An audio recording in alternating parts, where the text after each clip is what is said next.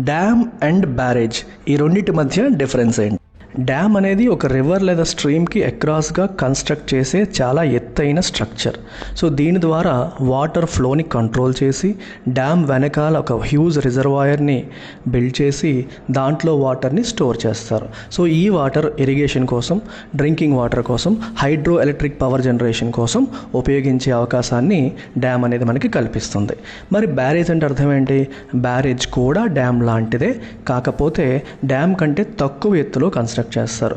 ఇక్కడ major focus అనేది water యొక్క ఫ్లోని కంట్రోల్ చేయడం. సో బ్యారేజ్కి చాలా గేట్స్ ఉంటాయి. ఆ గేట్స్తో వాటర్ ఫ్లోని కంట్రోల్ చేస్తారు. కంట్రోల్ చేసి వాటర్ని ఇరిగేషన్ పర్పస్ కోసం కావచ్చు, డ్రింకింగ్ వాటర్ కోసం కావచ్చు డైవర్ట్ చేస్తారు. ఇక్కడ జనరల్గా హైడ్రో ఎలక్ట్రిక్ పవర్ జనరేషన్ లాంటివి జరగవు. సో డ్యామ్కి బ్యారేజ్కి ప్రధానమైన డిఫరెన్స్ ఏంటంటే స్కేల్. డ్యామ్ అనేది హ్యూజ్ ఉంటుంది, బ్యారేజ్ అనేది చిన్నగా ఉంటుంది.